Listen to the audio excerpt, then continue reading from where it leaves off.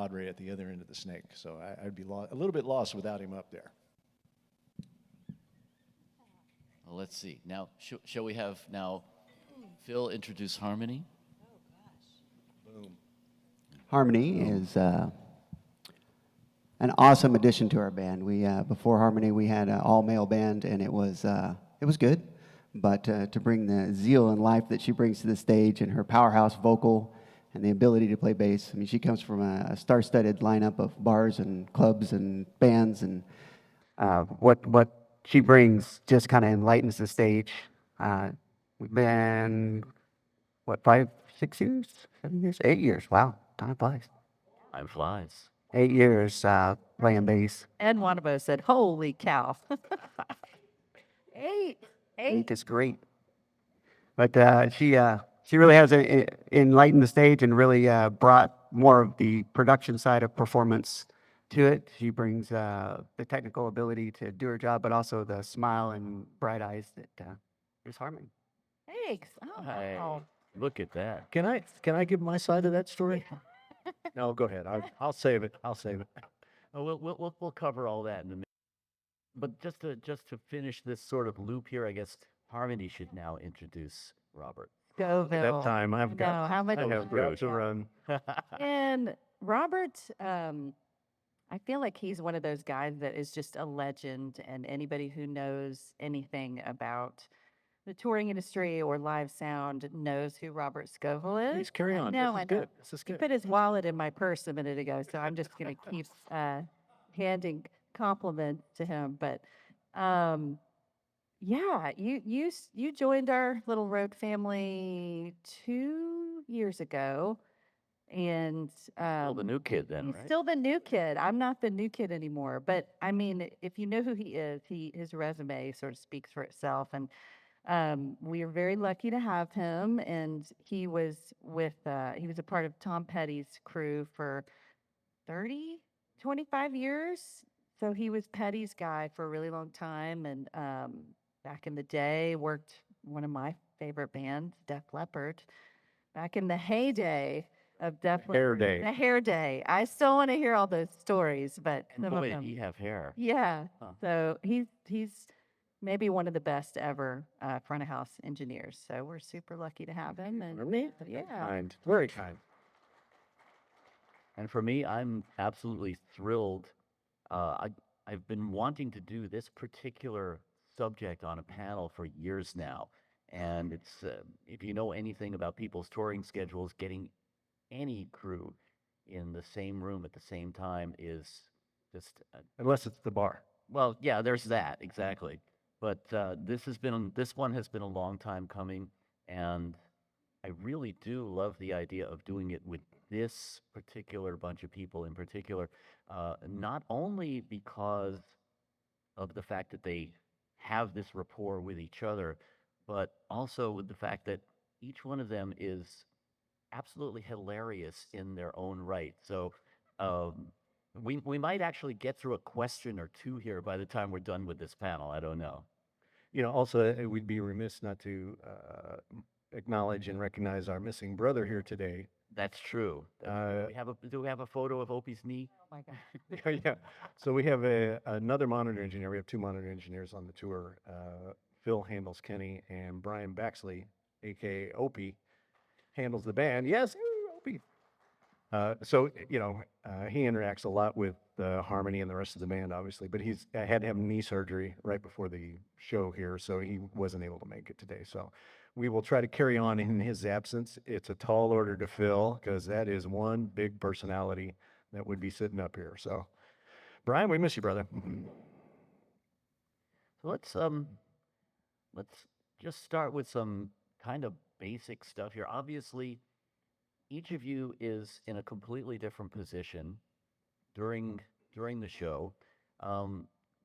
Obviously, you have communication with each other kind of down, and I would assume that by this point, a lot of it is just in a dirty look one direction or another, and things get done, right?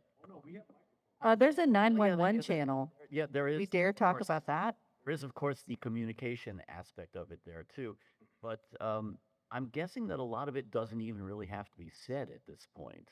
and that a lot of it can just be communicated. But the the big question here is for each of you. Um, I'd kind of like to know a little bit of the pain points, the stuff that you have to deal with from your particular vantage point. And I know that each of you has completely different priorities. And at the same time, everything that each of you does is interdependent of the other. Now, I'd actually like to start with Phill because there's one thing about monitors that is different than anything else in the show, which is that basically nobody really cares about your mix except those people on stage, right? I mean, you could be doing something that sounds like absolute crap to everyone else, but you're really just there to serve the talent on stage more than anything else. And that's a kind of a humble position in a way, I think. Well, in Nashville, they like to call it the hot seat because it's usually the position that's first to get vacated when something goes awry. Either the tickets don't sell well, the crowd isn't in the mood to hear whatever song they're playing, or they've just been drinking all day. Sometimes it's what you do as a monitor engineer that helps take the pressure off the star, and that doesn't have hardly anything to do with sound.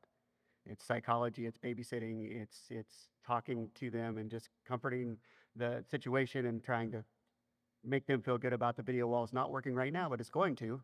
And I haven't talked to the video department, so it's very difficult to know exactly what's going on.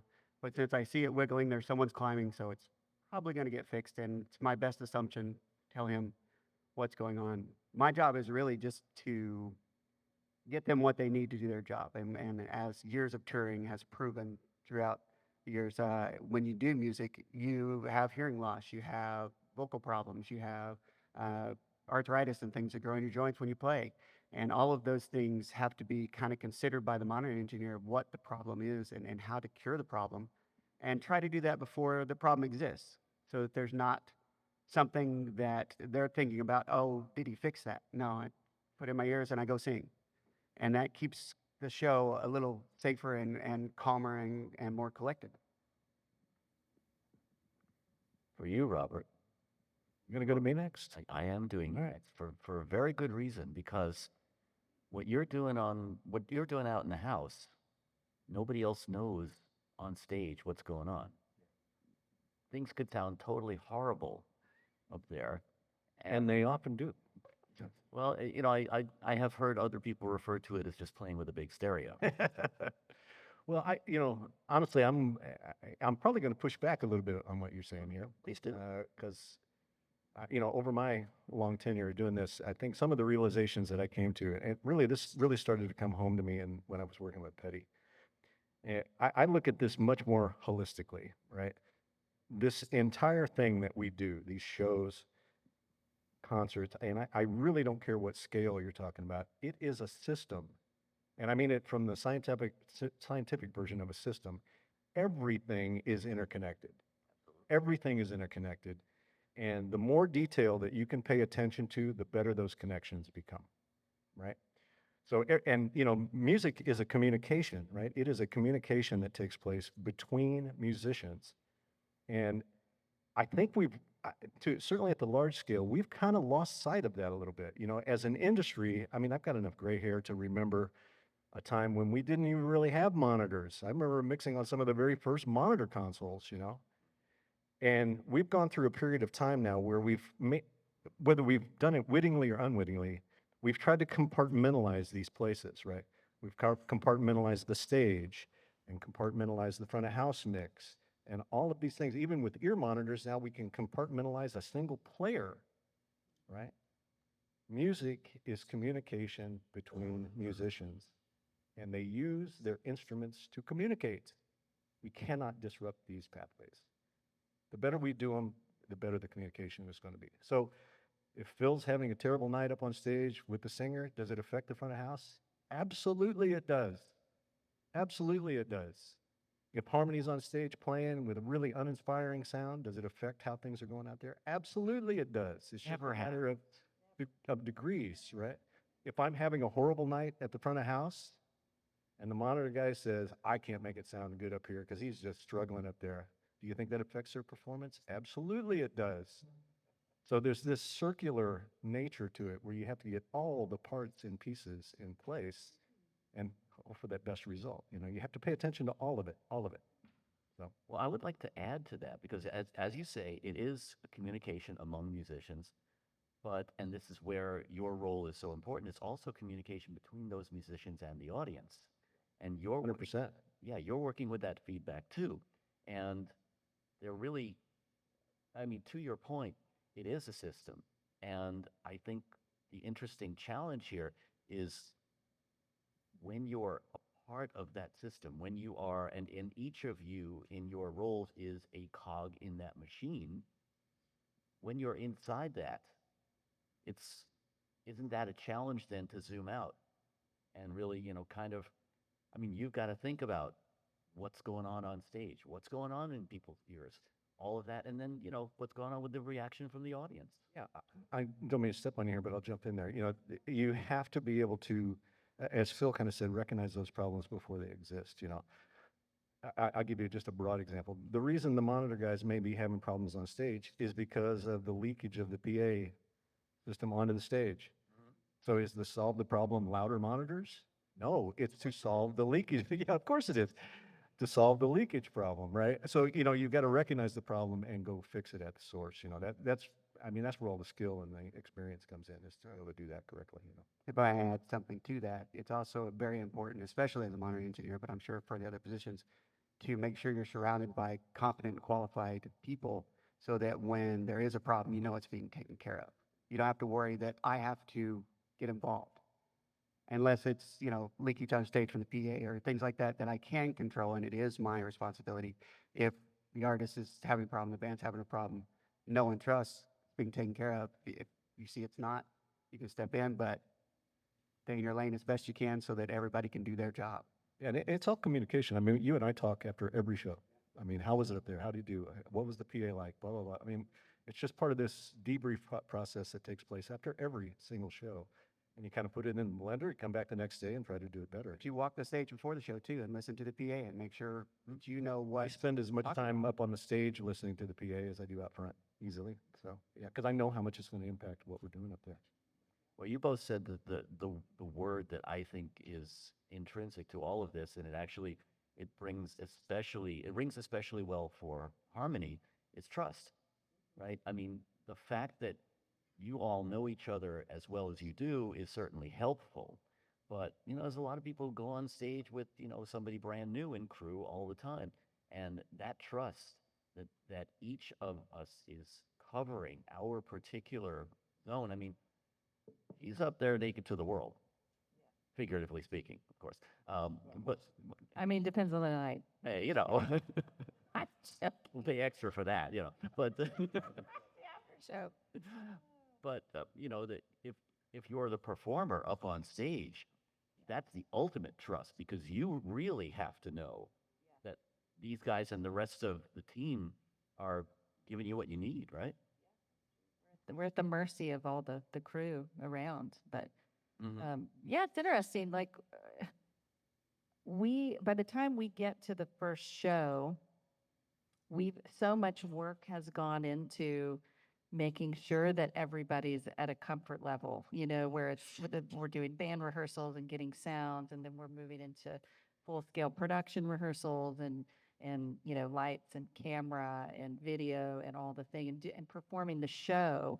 So by the time we hit the stage on the first, you know, at the first stadium, it's already so dialed in, but stuff can still occur, you know, whether it's like the leakage on stage, or this venue's different, or there's a, you know, a stadium with a roof on it, and tomorrow we're playing a stadium, you know, that's open air, or, you know, the subs are moving around for whatever reason, and then the band is like, oh my God, it's, you know, it's Kenny Greenberg's got a super boomy spot down, you know, front stage right, but because when we get up there to do the show, we just put our ears in, and then it becomes about the performance and how we're as musicians going to connect with the audience. And nobody, you know, wants to think about what I can and can't hear in my ears, but it's so dialed by the time we get up there, so I don't have to think about I can't hear myself sing, or the bass is too heavy, or the background vocals are getting lost, or I need Kenny up more in my mix, and unless numbers. But I mean, does he that. never does that. I know. But so by the time we get up there, like I can go out and do whatever it is I need to do and run around and, perform, because in here, everything sounds so good, and it is trust. But we're so lucky to have such a great team that, I mean, that's part of the goal, right? Yeah. Is to get rid of distraction, yeah, right? So that you can, You can get in the zone. yeah, that's Yeah. true. I mean, put some context on what we're talking about, like the idea of trust, right? So I think you and I started talking about this maybe the first couple of days. Couple of days, yeah. The first couple, I mean, talk about some trust. I mean, I put her out of her comfort zone within about 20 minutes of talking to her, Do that to everyone. I was like, this guy. But, I mean, I kind of have this, I'm kind of on this crusade with this anyway. Because, and I promise you, I'm not saying this just because she's sitting here. Bass guitar is the most important instrument to get happening at a concert. And it is also the most challenging instrument to make happen at a concert, right? But when it is right, the rest just falls into place. When you can get the bass guitar sound right and the vocal sounding right, the rest of it is just going to fall into place. So I kind of pre-gamed a little bit coming into Chesney because I knew the lineup was going to change a little bit. And even before we had heard even a bass sound yet, I came to you and I said, I'm going to challenge you a little bit on your sound here. I'm so scared. Because I knew we were going to have, at times we were going to have 3 distorted guitars up there. It's like I've been doing this long enough to know it's like, okay, you're not going to be able to come up with a timid, traditionally Nashville thumpy bass sound here. It's just going to get lost in the shuffle here. You've got to become a guitar player and have a sound that is going to compete with these guys. I mean, you have to, otherwise it's not going to work here. It's her sound anyway, though. Yeah. It's her sound. I meant tone it down, Daniel. No. So, but obviously there's times in the show where that's the appropriate sound. Now, once we got going and I started seeing this lady on stage perform, then another element of that kicked in is like, gosh, I've got to help her develop a bass sound that matches the visual intensity that I am seeing coming off this stage. I can't watch her up there with this incredible stage presence and have it be this real meek thing that is happening in the background. It's just not going to match. It's not going to read to the audience. It's not going to connect to the audience. So the challenge, which is kind of the basis of this panel, is how do we get a sound that's going to work for her on stage? How do we get a sound that she can believe in and still fit within the context of mix, right? And work for the audience. So, and it's a work in progress. We're going to change some things this year as well. We're going to kind of take this to the next step. Okay. This is a production meeting right here. Mention that. I'm glad Ed's here for this production meeting, our production manager. Matter of fact, I'll throw some pictures of it up here, what we're going to do here if you want to see it. But, Harmoni's traditionally in the past been on a DI, a couple of different DIs, and I pushed her into doing some distorted versions of that. And at some point we moved over to an Ampeg pedal, which I absolutely loved. And we're going to use that as the front end to an actual amplifier this year. And I'm going to mic it up with a pair of mics. Like I'll probably use like a FET 47 and a SM59 on it so that we can take this one step further and get it where it reads, I mean, like an absolutely incredible bass sound live. She deserves it, the show deserves it, et cetera. It needs to be that way. But it takes time. You can't come in and just throw everything under the bus and say, you can't get them that far out of their comfort zone. But it's a building process. And I think it's a learning process for both of us, right? Yeah, I love it. It's so great. Thanks. It's exciting. Right here. No. The cash. Yes. Okay. Well, I mean, let's talk about that a little bit because the technology that you guys use has and continues to become ever more complex, which is great and not, right? I mean, every time you add something new, does that change the whole equation when you change one thing, it changes something for Phill, it changes something for Harmony, right? I mean, the balance, maintaining that balance. Isn't that part of the fun? Well, I think some of that too is the fact from a monitor's engineer's view, we don't necessarily have a say. We have an opinion and we have our right to voice that opinion, but in the end, it's the bass player in the front of house that really have the end say. So if what they do really doesn't work with the armatures in the ear or the ability to reproduce that on stage to side fills or whatever you've got, then our job is just to become exponentially more difficult to get them comfortable, to full circle that back to a good performance. So we have to work hand in hand to go, okay, well, if you want to do that, can we just change this about it? And also our ability to know how and what to change, or at least some ways to try to get what we need and still facilitate their comfort. I think one of the, I'd love to hear your take on this too. Over the years, certainly with guitar, probably more with guitar players than anything, the challenge, and I'll put drummers in there too, same thing. But the challenge has always been with musicians that are on stage, again, because they're up there playing in an exposed moment, et cetera. When they start to build sounds to get sounds together for the tour, they're thinking, I've got to get a good sound together. I've got to get my sound together, et cetera. But they are not necessarily thinking, how is this going to blend with the other 6 instruments on stage? That's my job to put that context on there, right? Otherwise, it becomes this very, a kind of siloed, again, this kind of bubble where, and rightly so, they're all about, I got to get my thing together. And it may not have anything to do with the context of the mix. It's like, dude, that's not going to work at all out here when I try to blend this, you know? So, you know, I have to be that arbiter of that.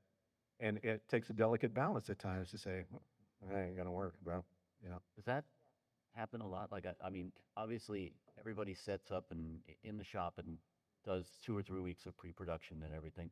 Do you run into a lot of that at that point where everybody's bringing in sort of the stuff they've done while they've been siloed and now I got to figure out how to put them all together again? I think that's way more common than you would believe. I mean, I feel lucky in the Chesney camp because the guitar players, Harmony included, are just sensational about putting their sounds together. And ironically, communicating with each other when they're playing the right parts, having the right guitars affected in the right way so that they blend together. They're incredible at it. They make my job so much easier than it's been in the past, you know? I mean, there's a lot of sound going on that stage. Amen, sister. Placing all of it. I mean, man, that's, you know, It's just a little country show. It's a little country show. Right, right. yeah, yeah. It's a rock and roll show. If we're being, It is a We have distorted banjo, for Christ's sake. Yeah, I that's- mean, come on now. Awesome. It is actually, yeah. But I mean, I think that really is part of it, is that you guys have this, first of all, you have the benefit of good technology, you know, and obviously, I think especially for a monitor engineer, having the whole stage on in-ears, that just makes your life easier, makes your life easier as well, right? Well, it can and it can't. And again, you know, it's this idea of talking about a system, you know. Hmm.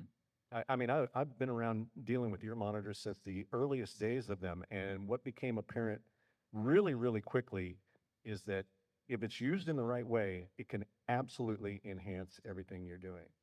But if it's abused, it can make things go downhill really, really quickly. And I'll give you the easiest example of it was for vocalists.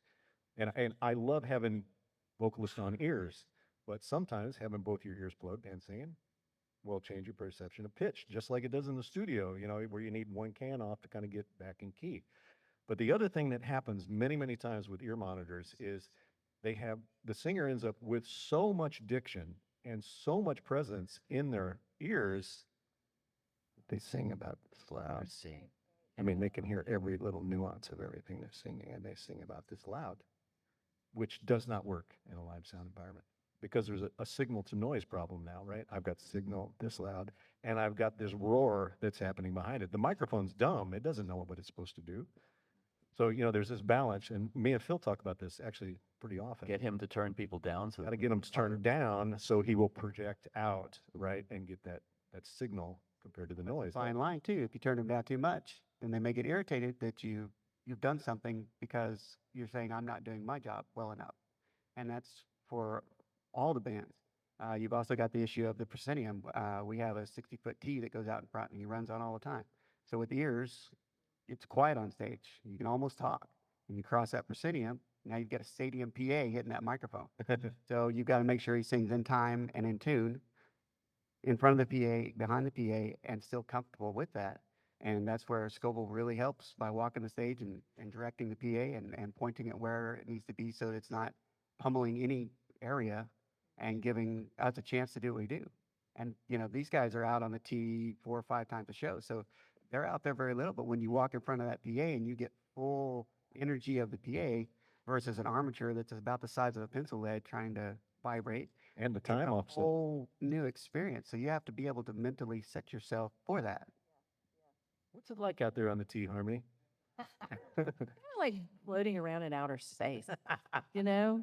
I mean, it's awesome. And I mean, we're using the, I think we all are on JH Audios. I think that's right. Yeah. And so I have the JH Audio Roxannes, which, I mean, they're amazing for bass and vocals and all the things. And you and Opie have us all so dialed in with our mix that by the time we get out there, it is kind of washy. And there's moments where, you know, one of us or Kenny will take an ear out, or we'll so typical of him. We'll be out on the tee and somebody's soloing and he'll look at me and say something. I'm like, I don't know what's happening right now, but we're in the middle of a show. And he'll go, "Good." And so I'll take an ear out and go, "I'm sorry, what?" I know you. Funny, and I can't even understand it. And then I've got one ear out, and I'm trying to play, and then it's like you do get all the crazy noise from the stadium. So Right, I'm like, why people would want to take an ear out when you're out? It's like insane to me. That But always amazes me. Yeah, because when you Oh put my one ear out and all of a sudden it's like, oh God, this is what I'm missing. Oh, Yeah. back yeah, in there. it's this is my safe space to have both my ears in, and the moment I get one out, I like it. It really is disturbing to me, and like I do not like it. So I try to keep those in all the time. But there's I mean, we have known guitar players that have always played with one ear out, which blows my mind. Well, I mean, Petty did it for years. He really? sang with one ear Oh and my- one wedge for all the time I was there. You know. It took some getting used to. I came from a world of clubs, wedges, not always the best wedges, and I would Never the best way. pretty, stand back by the drums. Maybe I had my mic, I would sing, and there wasn't a lot of movement going on. And so when I got this gig, That's not happening that is today. not That is not happening today. I remember specifically our band leader was when I got this gig, almost 9 years ago.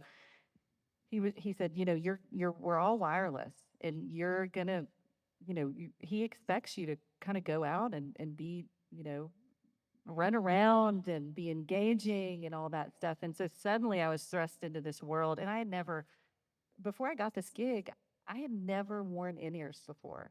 And so I remember going to the audition, and I put, generic in-ears in for the first time, and they kept falling out. The ones where you, the little squishy. Oh, the squishy, in, yeah. And I would put it in, and it was falling out, and I was like, well, I'm never getting this gig. And then I got the gig. And was shocking to me. And so then I had my molds made. And so now I can't imagine not wearing in-ears for this. And just you get so used to that. Like, it's a safe space. Like, this is like, you guys get the mix dialed in so perfectly and it's panned, like, stage left guitar players right over here, and Kenny's right down the middle. And, John Conley and Greenberg are panned everything is so precisely perfect. And I can hear everything. But it took a while to get used to. And I remember a couple years ago, I've changed my position on stage because I had like an Ampeg, A10 cabinet that was on a sled that Terry had made up under me because I still want to feel, feel the bass. And I would kind of stand on this platform for a lot of the show, but then I would leave. And, so at some point we got rid of the cabinet under the sled. There was also standing right by the cymbals. And so they had to put, my vocal mic had an optigate on it so that when I would go up to sing, but then even still the wash from the cymbals was so outrageously loud that That would not be my solution. That's not your solution. No. So now it's much better. You got, I can't imagine what you have to deal with out there. With Yeah, our yeah, it's, not- I mean, you're really controlling all those bleeds and everything is a big part of that. Oh my deal, God. and it can come down to just moving something a couple of feet Yep. on stage can get you in a better position with it. But it all plays, it all plays into ear monitors as well, because you guys are hearing things at a much more micro level than we are out in Yeah. front of house. I mean, obviously in rehearsal, we're really digging in and at the micro level and listening to things. Right. But on day to day, show to show, you guys are hearing way more detail than we're hearing. I rely on Opie at times, Yeah. where we'll be going through line check and he'll go, "You sure about that Leslie level there?" And I was like, "Oh, sure enough, he caught it." So we rely on each other up there very, very heavily. A small difference in the ears can make a huge Oh difference, my and you God. notice it instantly because it is so dialed in. Yeah. It's You got one guitar that's just a little funky day, or it's really humid and the sound's really hear woofy. it so well and right there. eat Yeah. you up. Yeah, yeah. Yeah, like I said, I think it's still a work in progress. I mean, I got things that I'm going to do with Conley and Greenberg this year that hopefully will refine it even another step. So It's ever evolving. it is, as long as we're going in the right direction. Yeah. Sometimes it's worth the time to take a look back and go, "Are we really better than what we used to?" That might have been a lot. Okay, all right, let's carry on. No, but you raise a really good point there because, in a sense, the both of you are employing certain little elements of psychology in order to get a better performance out of them, right? Well, in my opinion, and a modern engineer, sorry guys, this modern engineer's opinion is not worth a lot because it's usually a lot abstract. But I've been told a long time that no one goes home humming the lighting show.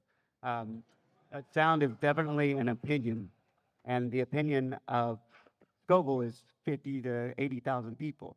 The opinion of me is 8 people on stage that have heard it 9 million times before, and we either had to change a pack, or change a microphone, or change something. So now that little thing we talked about is different, and there's nothing I can do about it but try to get it back to where it was. And we've got 3 to 5 songs to do that before we really hit the show, and can't change much. So having that ability to be quick is great, but also having that ability to understand and communicate really saves our butt most days. Yeah. Talk about the psychology of it here. I've had many discussions with other engineers and even players about this concept. I'll use guitar players as the example here. And the subject that comes up is, should guitar players do their own effects? Right? Should they do their own reverb? Should they do their own The whole delay? panel in itself. I mean, this is kind of that panel.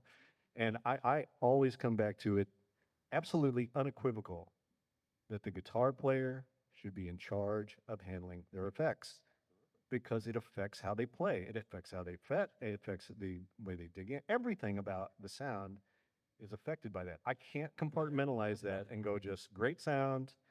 Now I'm going to do the effects at front of house. It's a disconnection that takes place there that is not going to work. Well, and you're there to serve them anyway. So theoretically, you should be serving whatever sound you're being given to work with, right? Yeah. Well, but I mean, the argument sometimes is made, well, I can get a better sound quality on the guitar if I do those effects at front of house. But I mean, I can't put eighth note delays on something at front of house and have the guitar player play against it. It's just not going to work. So, you sacrifice all of that gain in sound quality with poor performance or poor groove.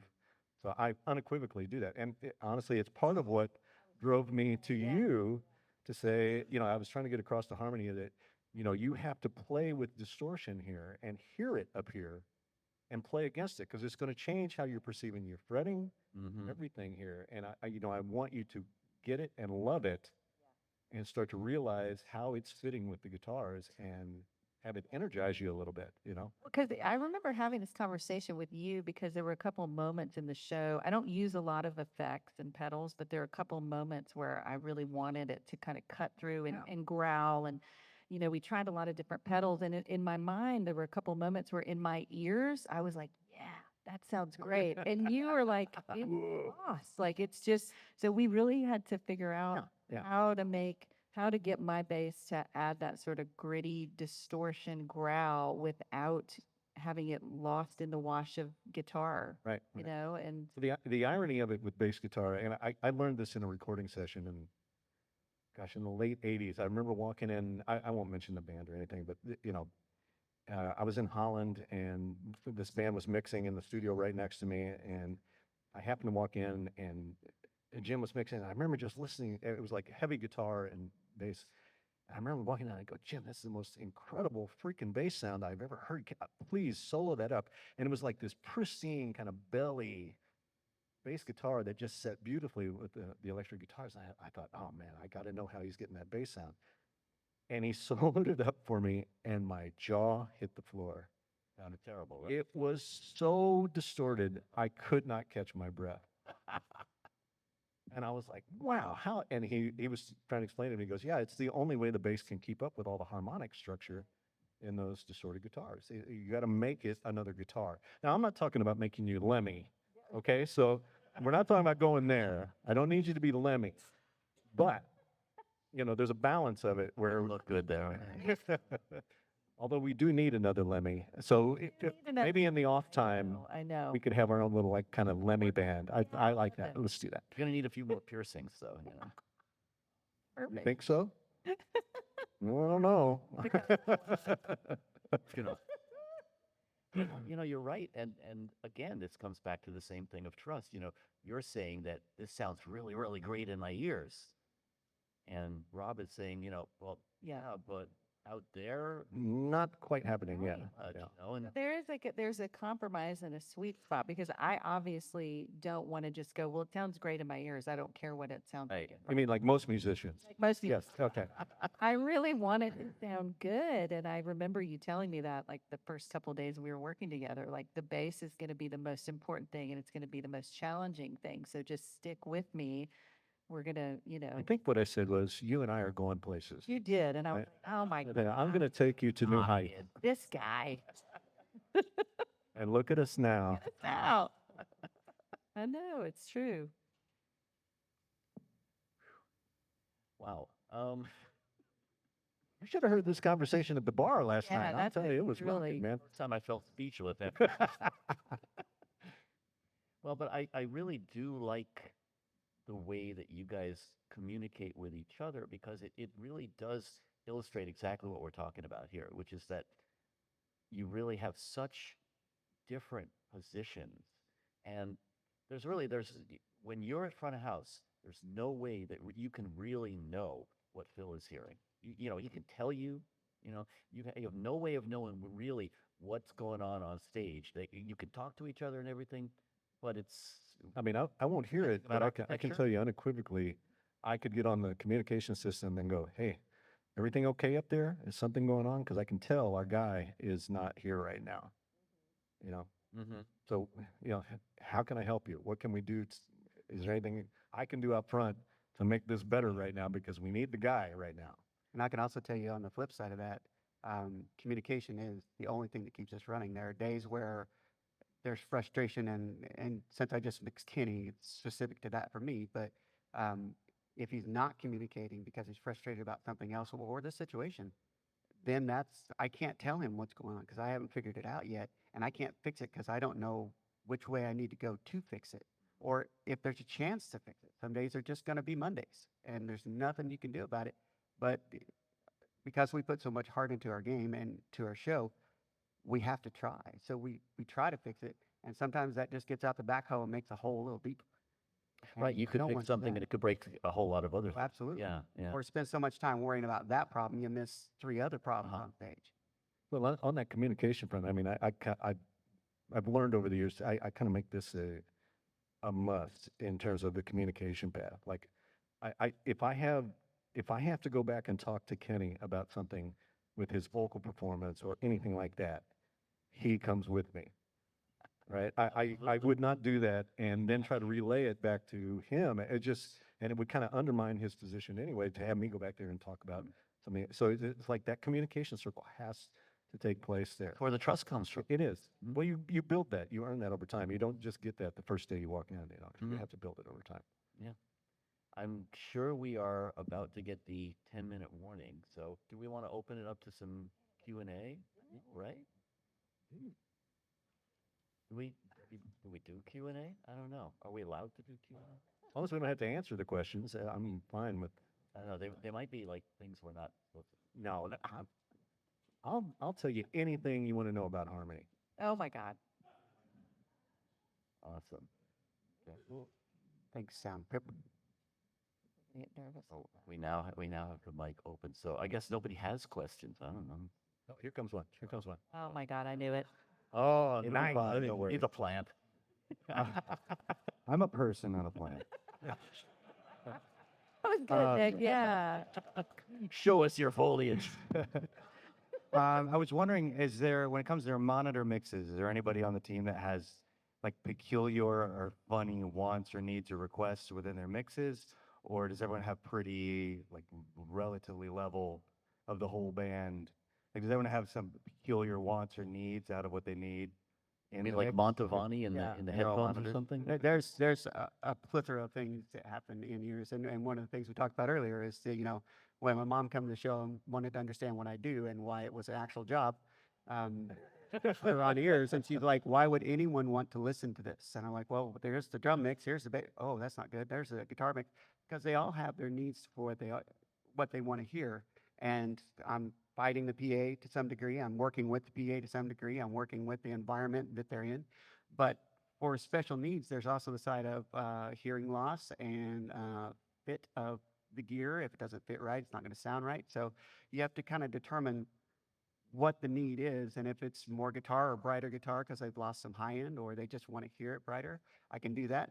But that also changes how they turn the knobs on their guitar and how they set the settings on their pedals. So I've got to be as realistic as I can and also give them what they need.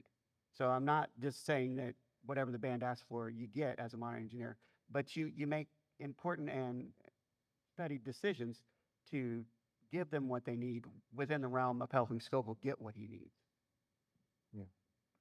That's actually an interesting point, though, when you talk about hearing loss and everything, because that, as you say, it not only impacts what you have to give them, but doesn't that impact what you get? It can, for sure. Yeah, he and I have talked about this in the past, and I've certainly talked about it with the other monitor engineers, especially with regard to ears, is, pace what you're sending them. Don't start it out at 10 because their ears are going to compress and they're just going to be exhausted auditorially within, a half an hour of the show. And then you're just going to be fighting this uphill battle all night. Same thing out front. We don't start the show on 10. You try to pace people into it and make the end of the show bigger than the beginning of the show, so. And that's always a challenge. Yeah.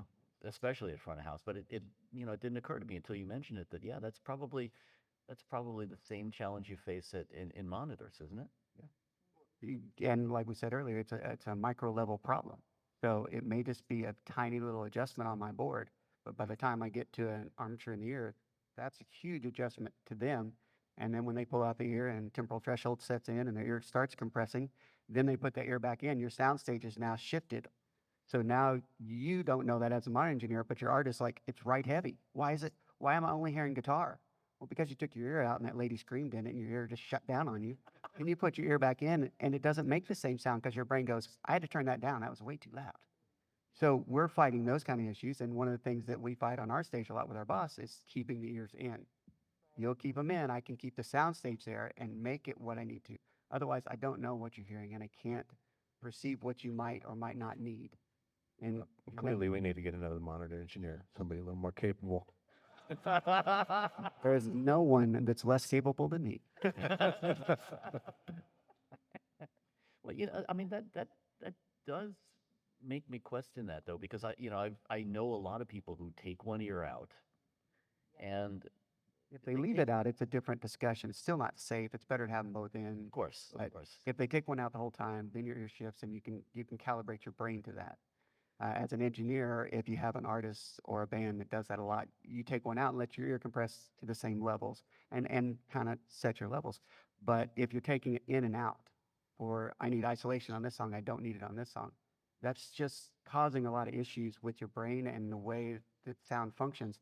That's going to change the way you sing, the way you play, the timbre.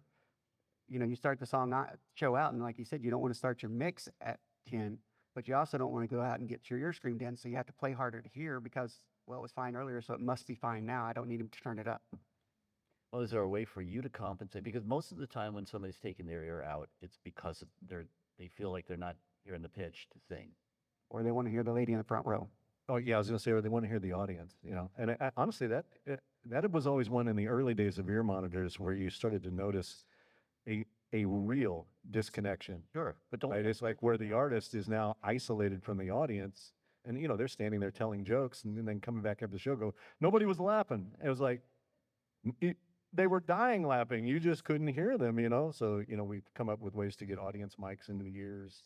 Don't we have? I mean, Yeah. don't a lot of the in-ears have hear through now? We do have the technology for that. Mhm. The problem is that you want, I say this slightly, you don't want to give the artist or performer more knobs than they need. That'd be Giving zero. them a knob to turn up the through, gives them another volume to turn up, and that I've got to fight with and understand how much they turned it up so I know how much my mix needs to be on top of that. And I can't regulate that. And we've got audience mics and things. That help with that. But a lot of times it's, hey, I'm your biggest fan. I need to do this or I need to do that. I need to meet you. And, oh, you got a picture from 82 when I was this. Let me see that. I got to take it out to hear what Right. you're saying. So now that happened. Oh, I got to sing and now I don't have time to put it back in, or I'm sweaty or sweat dripped in it. And Yeah. things can just go all pear-shaped quickly. Sure. Well, we have 5 minutes left, and we have probably at least like 4 or 5 questions. So go for it. All right, we'll shotgun this. Cool. Harmony, Travis says hi. Just wanted to. Oh, Yeah. He's a great engineer. Really, really, really great guy. oh, yeah, Um, yeah. My question is for Brian.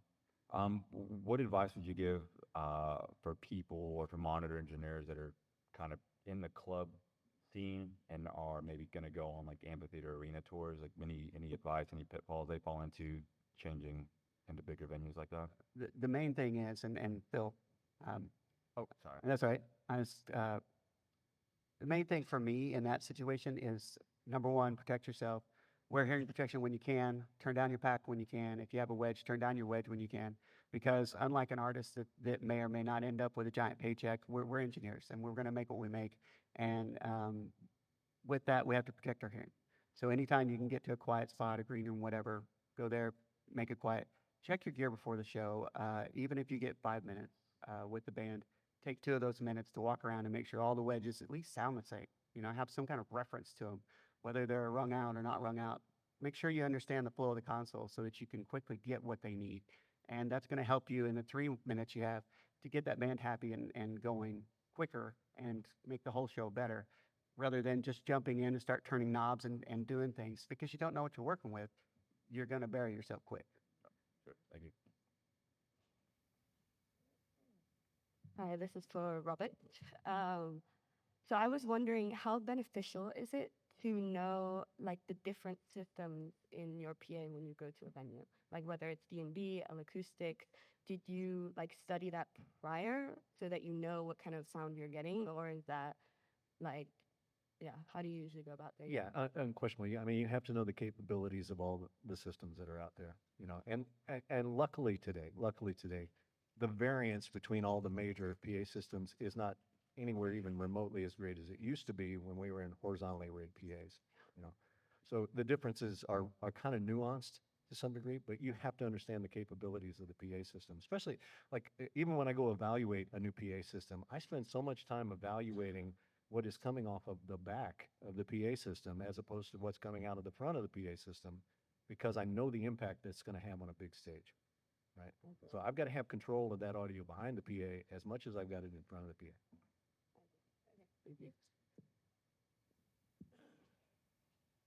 Hi, Frank Nolan. From someone who's done sound in small clubs to, you know, be outdoor arenas, one thing I've found sometimes is with stage volume, sometimes it's not so much about volume from different amps or whatever, but it's about frequency. Do you guys address that much with the artist, like with the guitar player? Would you say, you know, it's a little harsh on the mids or on the high end, rather than turning volume down, adjust frequency to get them to fit into your mix? Yeah, 100%. I mean, I'm kind of a Nazi about mic placement. It's like I drive people crazy with minute mic placement changes because they make such an impact on guitar. And we're going to have that with Harmony this year because we're going to move to microphones on her. I imagine we're going to spend that first couple of days really, really dialing in mic placement on that combo amp. And That just snaps to the quarter of an inch and makes a huge difference. Yeah. Yeah, absolutely. Again, it's all down to detail, right? How detailed do you want to be? I'm super detailed about it, everything.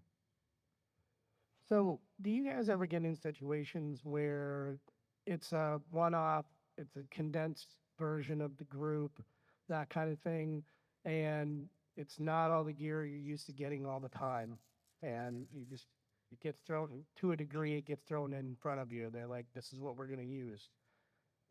What do you do to quickly build out the necessary uh, base baseline mix, especially in monitors with ears, because I'm a monitor engineer. But for all of you, how do you approach that? And what's the quick answer? From a monitor viewpoint, we've done this with Kenny. I used to do a Cave in the Closet tour, which was a bar tour. And on the road, we do some of those where we play a stadium and then we jump right over to a bar that night and use whatever the band had, including their drums and bass and guitar and everything. And the main thing is to make sure whatever venue they pick, if you can, that there's a tech or an engineer in the building that knows the gear, knows what works, what doesn't work, and then take 2 seconds, talk to them. Hey, okay, what are your best wedges? What are your not so good wedges? What mics are good vocalist mics? Set those up so when your artist steps in front of him, you got a chance, and then make sure he's there the whole time and sober to help you move the knobs It's on if every necessary rider. or do whatever. I mean, we've been in venues where there's a balcony and the guy from the top floor drops a beer on the console, and it's like, well, Never let's hope that stays working, and here we go. And sometimes you just got to go to the artist and go, it's not going to be a good night. It's going to really stink. And I'm there for you, and I'll do whatever I can. And if you want to rent gear, order gear, whatever, we'll try. But right now, we're going to step out on the stage, we're going to sing, we're going to do awesome things. So make this that rock and roll moment of just grunge and have fun with it. And a lot of times they will. You've got to talk to your artist. You got to be honest, but you also have to be their friend and go, this is your friend talking here. It's not going to be great tonight. Or, man, that crowd off the chain, they're screaming, knowing that the wedges aren't going to sound the best in the world, or the PA isn't going to sound the best in the world because you're trying to change their focus to that crowd's going to scream so loud you wouldn't have heard it anyway. Yeah. With the energy. Okay. I believe we are now officially out of time. Sorry. Tell you what, you ask the question and then we'll come down there and answer. Exactly. We'll talk about it afterward. Okay. My question was just I've been doing live sound for only like about 2 years now, but I've been wanting to like start touring. So do you have any advice on how to get into that or like where to start? Run. As far as you can.